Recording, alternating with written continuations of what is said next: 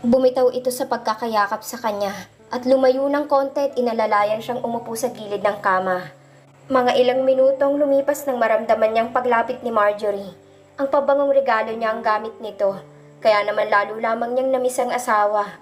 Pero ikinagulat ni Tyrone ang biglang paghalik sa kanya ng asawa. Bagamat medyo kakaiba ang halik nito, hindi yun binigyan ng pansin ni Tyrone. Kung tutuusin ay hindi pa naman siya hinahalikan ni Marjorie, ngayon pa lang. Sa kasabikan na totoong gusto ngang bumawi ng asawa, ay sinalubong ng marubdob na halik ni Tyrone ng halik na yon. Niyakap siya ni Marjorie at mabilis na gumapang ang mga labi nito sa leeg niya. Maligaya si Tyrone na sinisimulan na ni Marjorie na matanggap na mag-asawa na sila. Unti-unting tinanggal ni Marjorie ang suot niyang roba, saka kumalong sa harap niya ang babae. Hindi niya alam na mabigat pala si Marjorie kahit napitit ito. Pero nilunod ng kaligayahan ng mga napapansin ni Tyrone, lalo na ng upuan ni Marjorie ang nagagalit na kanya. Walang babala, walang hinay-hinay. Walang paagam-agam na gumiling sa kandungan niya si Marjorie. Natabunan ng ligaya ng pakiramdam ang anumang agam-agam at mga tanong ni Tyrone. Nang nasa kasagsagan na si Tyrone, ay binuhat niya ang asawa, pagkatapos ay dinala sa kama. At sa kanya pinaliguan ng mga halik at sinamba. Muling pumesto si Tyrone upang angkinin ang asawa. Sa bunot sa kanyang buhok ang sagot nito, at isang impit na ungol. So quiet type pala ang asawa niya kapag ginagawa ang bagay na yon. Wala kasi itong kibo kahit ang ungol ay pigil at ni hindi tinatawag ang pangalan niya o kaya ay murahin siya. Sabi ni Tyrone matapos bumulagta sa pagod. Dahil unang-una nakipagsabayan si Marjorie sa bawat pag-indayog niya. Kahit pumasok na sa isip ni Tyrone na ang sarap na yun ay ipinararanas na ni Marjorie sa iba, bukod sa kanya ay tiniis na lamang ni Tyrone ang kirot sa damdamin. Ang mahalaga ay nangako si Marjorie na tatanggapin ang lahat. Lalo pa ngayon na ginagampanan na ni Marjorie ng paunti-unti ang papel nito sa kanya bilang asawa. Sa kalagitnaan ng gabi, nang akala ng asawa niya na tulog na si Tyrone. Naramdaman ni Tyrone na bumangon ang asawa at tumayo. Binuksan ang pinto na parang lumabas. Pagkatapos ng mga 5 minuto ay muling bumukas ang pinto. At pagkatapos ay bumalik ang asawa niya sa pagkakahiga. Pero hindi na ito humarap sa kanya at yumakap. Lalong ipinagtaka ni Tyrone na naging trato sa kanya ni Marjorie. Paggising nila ng umaga, niyakap niya ito paggising niya at hahalikan sana at babatiin ang good morning. Pero singhalang isinagot nito, saka padabog na tumayo at nagmamadaling nagbanyo. Bumaba ito matapos magbihis, at ni hindi man lang siya inakay o niyayang bumaba. Sa buong araw hanggang sa hapagkainan, ay ni hindi siya kinakausap ni Marjorie. Pero pinagsisilbihan siya nito, pinagsasandok ng pagkain, at minsan nga sinusubuan pa. Pero hindi siya kinakausap. Isang beses na naliligo siya ay pinasok siya ni Marjorie sa shower. Nung una'y tinulungan siyang kuskusin ang katawan hanggang sa unti-unti na namang nangaakit ang kanyang asawa. At nasabik na naman si Tyrone, kaya doon mismo ay inangkin niyang asawa habang nakasandal sa tiles. Napapagtanto ni Tyrone na may ibang trip sa kamang na pangasawa at pagbibigyan niya ito. Pero nang kumawala ang isang malalim na ungol ng patalikurin niya si Marjorie, ay kinilabutan si Tyrone sa katotohanang narinig. Samantala, 2 gabi bago maganap ang pangyayari sa shower ni Maggie, ay nagdadabog na pumasok si Marjorie sa silid ng ina-inahan. "Oh, bakit busangot ang mukha mo? Anong problema mo?" Sabi ni Maggie na nagkukutkot ng kuko. "Yung hayop na si Tyrone, iginigiit na ang karapatan daw niya. Gawan niyo to ng paraan. May nangyari na sa inyo for real," sabi ni Maggie. "Medyo, oo, ewan. Basta, parang ganun, pero hindi siya nakatapos, pinaghahampas ko. Hindi ko kayang makitang ginagawa sa akin yun ang bulag na yun," sabi ni Marjorie. Kumuyom ang kamao ni Maggie. Hindi nito nagustuhan ang narinig, pero kailangan niya magkunwari. Hinatak ni Maggie ang buhok ng anak-anakan. "Gaga ka eh. Ano naman?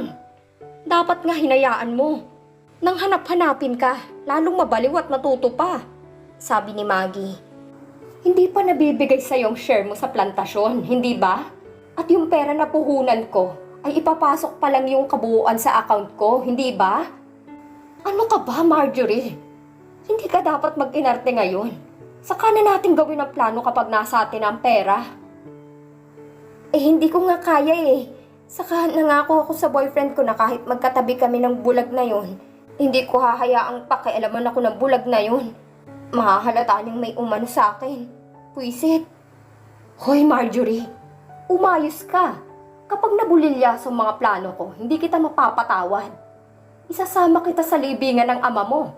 At hindi ko sasabihin kung nasa ng baliw mong ina. Sabi ni Maggie. Nagtagis ang bagang ni Marjorie. Ayaw niya kay Tyrone dahil may mahal siyang iba. Hindi niya gustong mga ginagawa nito. Pero yun lang ang paraan para sabihin sa kanya ng madrasta kung nasaan ang kanyang ina. Sinusunod niya ang lahat ng kasamaan nito. Kapalit ng isang pangako.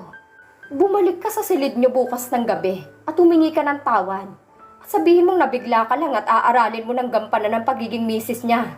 Maliwanag ba? Utos ni Maggie. Ayoko, may usapan kami ng honey bunch ko. Palag ni Marjorie. Hoy Marjorie, baka nakakalimutan mong ako ang kasabot mo sa lahat ng kalokohan mo. At baka nakakalimutan mo na kung hindi sa planong ito, wala kang pambili ng motor dyan sa boyfriend mong hampas lupa. At higit sa lahat pangwaldas sa lahat ng lakad nyo. Sabi ni Maggie. Kaya sundin mong sinasabi ko. Para magtuloy-tuloy ang biyaya mo nang hindi kayo mauwi sa pagtutuhog ulit ng fishball sa kanto. Naiintindihan mo? Dagdag ni Maggie. Nakita naman niya na parang natauhan ng anak-anakan at nasilaw sa marangyang buhay. Kaya sinamantala na naman ni Maggie iyon. Basta sundin mo ko. Saglit ka lang doon. Pagkatapos mo mag-sorry, pwede ka nang lumabas at makipagkita sa boyfriend mo. Doon kayo sa silid ko mag-usap. Maliwanag? Saan ka pupunta? Anong plano mo? Tanong ni Marjorie. Ako nang bahala sa sarili ko. Basta, pauwiin mo ng 2:00 ang boyfriend mo at bumalik ka sa silid ng asawa mo. Maliwanag ba? Utos ni Maggie. Tumango naman si Marjorie. Kahit paano mahabang oras na yan para sa kanila ni Dee. Walang kaalam-alam si Marjorie sa plano ni Maggie. Bago pa man nangyari ito, ay plinano na ni Maggie na pagselosin si Tyrone. Sa tuwing aalis si Tyrone, ay may inuutusan si Maggie na lalaking aakyat sa silid nila Tyrone. Itinataon ito ni Maggie na namamalengke si Aling Sita, o kaya ay abala sa pagluluto. Hindi kita sa kusina ang sala, kaya walang makakapansin kung may umakyat sa silid. Noong unay ang kasintahan ni Marjorie ang pinaakyat niya. Payag naman ang lalaki. Mga 2 beses yun na ginamit ni na Marjorie ang matrimonial bed at ang banyo para sa sariling kaligayahan. Ang 3 at 4 na beses ay siya at ang kanyang secret lover ang gumamit ng silid. Sinadya niyang buksan ang shower at basain ng sabon para isipin ni Tyrone na ginamit ng isang lalaki ang banyo. At dahil totoong ginamit nila ang kama ng lalaki, ay naiwan ang amoy ng shampoo at pabango ng lalaki sa kama na sinasadya din ni Maggie. 2 ng agenda ni Maggie. Unang akitin ng manugang. Kailangan niyang makaisip ng kahit anong hakbang na magkokonek sa kanila ni Tyrone para hindi sila paalisin sa mansyon. Lalong-lalo na siya. Wala siyang pakialam kung hindi magkasundo forever ang mag-asawa. Basta siya gagawa ng paraan para magkaroon ng koneksyon kay Tyrone. Ang 2 agenda ay ang palalain ng kalagayan ni Tyrone sa pamamagitan ng pag-stress at paulit-ulit na depression. Kapag nasagap ni Tyrone ang mga bali-balita na sinasadya ni Maggie, ay alam niyang masistress si Tyrone. Narinig niya na magkwento ito kay Marjorie sa pag-aakalang concern ng asawa sa kalagayan niya. Kaya alam ni Maggie na may posibilidad na makakita pa si Tyrone o hindi na. At natural mas pipiliin nilang hindi na ito makakita pa para mas matuloy ang mga plano niya. Pero ang lahat ng plano ni Maggie ay naglaho nang marinig sa anak-anakan na tinangkanan ni Tyrone na galawin ng anak-anakan matapos ang halos 1 taon. Wala yun sa plano niya. Wala yun sa usapan nila ni Marjorie. Hindi maaari at ayaw niya. Bukod sa ayaw talaga ni Marjorie. Kaya ang lahat ng agenda ay parang gulang natakpan ng pansariling imbot at selos. Ang tinatagong pagnanasa kay Tyrone ang nanaig. Sasamantalahin niya ang pagkakatikim ni Tyrone sa anak-anakan. Alam niyang bitin ito kaya hindi makakatanggi si Tyrone kapag si Marjorie mismong magsimula ng pang-aakit. Kaya agad na nagsagawa ng plano si Maggie. Kaya inutusan niyang bumalik si Marjorie agad sa silid at amuhin si Tyrone para maisagawa niyang maitim na balak. Nang makita ni Maggie na umakyat na si Marjorie sa silid nila ni Tyrone, agad na nagbihis si Maggie ng katulad ng nightgown ni Marjorie. Magkaiba nga lamang ang kulay. Inilugay ang buhok na kasing haba ng sa anak. Saka halos ipaligong pabango ni Marjorie, na sa totoo lang ay siya rin naman ang gumagamit lahat. Sinundan ni Maggie ang anak-anakan paakyat sa silid. Nakita pa siya ng dalawang katulong na nagtataka. Pag-akyat sa itaas ay binuksan ni Maggie ng dahan-dahan ang pinto para masilip kung ginagawa nga ni Marjorie ang utos niya. Nakita ni Maggie na pinunas pa ni Tyrone ang luha ni Marjorie. Nanginig sa selos at inggit si Maggie. Nang makitang kumala si Marjorie sa pagkakayakap ay nagtago si Maggie sa CR na nasa dulo ng hallway, pero iniwang nakaawang ang pinto. Nakita niyang dire-diretso si Marjorie pababa at agad pumasok ng dahan-dahan si Maggie at inilak ang pinto. At doon sinimulan ng planong pagkakaroon ng koneksyon sa binata. Tama. Nang gabing yun ay si Maggie ang kaniig ni Tyrone at halos mapanganga si Maggie sa ligayang dulot ni Tyrone. Kaligayahang dapat ay sa kanya lamang nito ipadarama. Hindi na itago ni Maggie ang matagal ng paghanga at pagnanasa sa manugang. Lalo namang lumalim ang pagkaimbot sa anak-anakan na siyang nagtatamasa ng magandang kapalaran imbis na siya. Kahit halos 35 na ay nasa hubog pa ang katawan ni Maggie, palibhasa medyo maputi at tisay na hilaw at totoong halos magkabilt sila ni Marjorie. Medyo mataba lang ang lahi ng mga buto niya, mas malapad ang balakang niya kay Marjorie at maging ang dibdib. At dahil suot ang damit na ka-texture ng suot ni Marjorie, nakalugay ang buhok na sinadya niyang ipatrim tulad ng kay Marjorie. At gamit ang pabango ni Marjorie, ay hindi na naghinala si Tyrone. Alam ni Maggie na sabik si Tyrone sa napangasawa at 1 taon na walang bed life ang manugang. Kaya naman halos ibuhos ni Tyrone ang lahat ng kasabikan sa nagdaang marami ng buwan. Naulit ang pagminiig na yon. Isang gabing tinulungan niyang tumakas si Marjorie kasama ang kasintahan. Sinabi niya kay Marjorie na siya nang bahalang magsabi na sa silid ng ina ito matutulog. Pero katulad ng dati, sumimple si Maggie. Doon na ito naligo sa banyo sa silid nila Tyrone para lalong makumbinsi ang manugang. Sa tuwing tatangkain siyang kakausapin siya ni Tyrone, ay agad niya itong hinahalikan upang hindi na magtanong pa. Madalas ay si Maggie ang nangunguna at ang mas hot at aggressive. Mas gusto nito na sa ibabaw ni Tyrone, yung kita niya ang gwapong mukha ng manugang. Walang kaalam-alam si Marjorie na sa tuwing babalik siya ng silid nila ng asawa niya, ay napaligaya na ng kanyang madrasta ang asawa niya. Kung sa bagay wala namang paki si Marjorie, ang mahalaga sa kanya nakakasimple sila ni Dee. Kung ano man ang diskarte ng madrasta ay bahala na ito. Yun naman ang usapan lang nila. Pakakasalan lang niya ang bulag na bilyonaryo at si Maggie nang bahala sa lahat. Pero ang mismong pagniniig na yun ni Tyrone at Maggie ay lalong nagpabaliw dito. At lalo lamang naging sakim sa kayamanan, kapangyarihan, at lalong nalunod sa pagkagusto si Maggie kay Tyrone matapos ang pagsisiping na yon. Ang hangal na puso at pagkahumaling sa gwapong asawa ng anak-anakan ay nanaig at tanging naging agenda ni Maggie noon ay ang makapiling si Tyrone at alisin ang mga hadlang sa kanila ng manugang. Pero ang pagkahumaling at pagsiselos ni Maggie ay lumala at hindi na naging aware ang babae sa paligid. Hanggang kasi sa hapagkainan ay si Maggie nang nag-aasikaso kay Tyrone. At minsan pa nga'y sinusubuan pa ito. Wala lang itong kibo, basta lamang pinagsisilbihan si Tyrone. Pati ang pagpuna sa bibig nito. Pero ang pinakamalupit na ginawa ni Maggie ay maging sa pamamasyal at pamimili ng mag-asawa ay kasama ito. Dahil pinipilit ni Marjorie. Pero halos syakan lahat dahil magbibihis si Maggie ng damit na katulad kay Marjorie. At si Maggie ang uupo sa harap at si Marjorie ang uupo sa likod. Wala lang kibo si Marjorie kahit alam niyang may mali na. Hindi nagustuhan ni Maggie ang pagbubulungan ng ilang katulong. At pinatalsik ang mga ito. Ang ginawa niyang rason ay nawalan siya ng alahas at pera. Kaya pinalayas ang dalawang maid habang wala si Tyrone. Kaya wala nang nagawa si Tyrone. Ang hindi lamang makanti ni Maggie ay ang nanay-nanaya ni Tyrone at ang mag-asawa. Pero isinumpa niyang patatahimikin din ang mga ito. Hindi nakatiis ang matandang ina-inahan ni Tyrone at nagsumbong na nagpapaakyat na lalaki ang asawa. Natural ay dedenay ni Marjorie yon. Plus kinampihan pa kuno niya, kaya napalayas ang matanda. Pero ikinainis niya dahil matapos ang halos 1 buwan, ay ibinalik niya Tyrone ng matanda sa mansyon. Kaya may mata na namang nakamasid sa kilos niya. Ang nangyari sa kanila ni Tyrone ay nauwi ng ilang beses. Hanggang sa isang gabi mangyari ang hindi inaasahan ni Maggie na nagpaguho ng lahat ng pangarap niya. Naging mapusok si Tyrone. Bagamat nabigla sa pagiging agresibo ni Marjorie nitong mga huling pagniniig nila, hindi niya makakalimutan ang reaksyon nito nang unang nagniig sila at ilang araw lamang ang lumipas ay ganito na ito ka-wild. Ito nga bang pagkatao ng asawa niya? Pero nagugustuhan ni Tyrone ang pagka-agresibo ng asawa. Ang pagka-wild nito na tila ba magagawa niyang lahat ng escapade sa asawa.